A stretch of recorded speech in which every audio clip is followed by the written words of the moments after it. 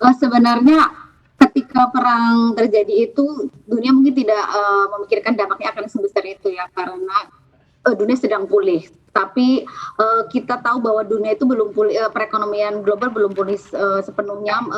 Pernah kita itu tahun 2020 dan 2021 juga bermasalah dengan gangguan logistik ya karena ada masalah kontainer, kemudian ada pandemi terus tiba-tiba awal 2022 ketika optimisme itu muncul, perang terjadi dan kita tahu bahwa Rusia dan Ukraina sama-sama menjadi pemasok dari komoditas pangan dan energi yang luar biasa besar. Misalnya bahwa gandum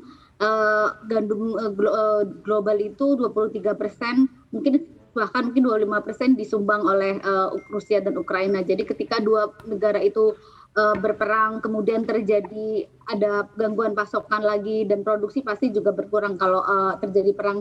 Itu membuat harga gandum melonjak sangat besar ya.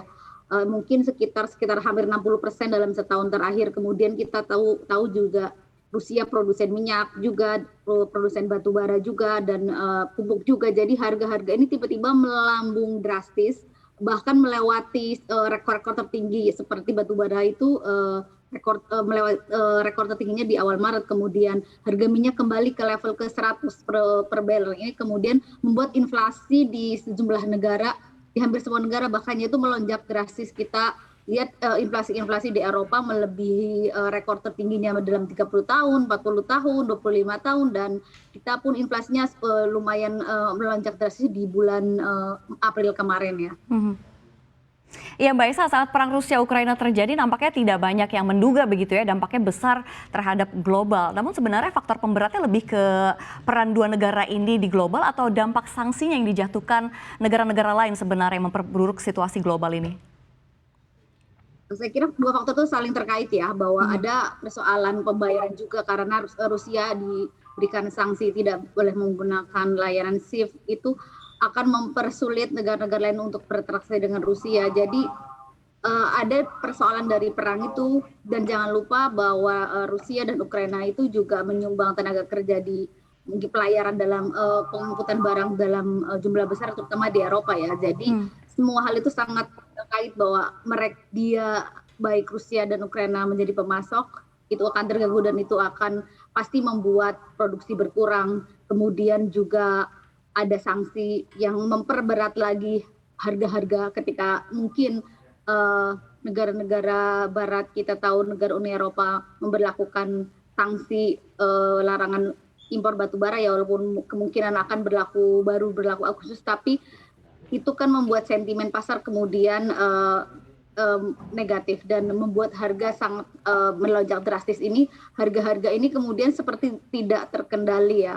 Saya rasa itu dua faktor itu dan jangan lupakan bahwa sebelumnya pun di perekonomian dan di perdagangan global sudah ada masalah dalam hal distribusi. Kemudian beberapa ada masalah cuaca juga seperti kita tahu Amerika Latin produksi gandum dan jagungnya terpengaruh oleh persoalan cuaca. Kemudian di Afrika Selatan yang sebagai salah satu produsen batu bara juga ada masalah keamanan.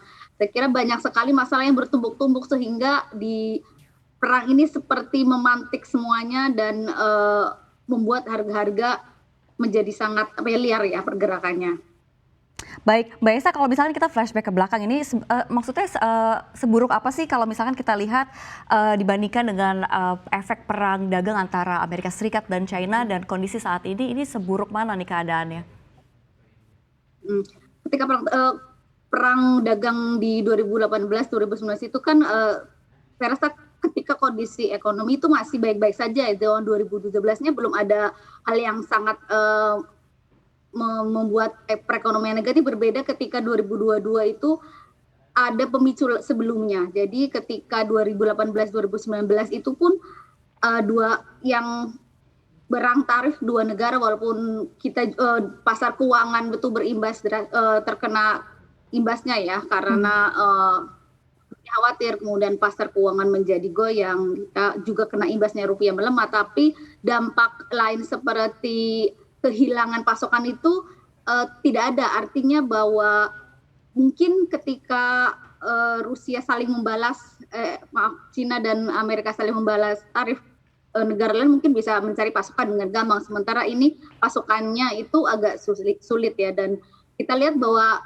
ketika perang dagang terjadi 2018-2020 pun inflasi Amerika tidak melambung drastis ya.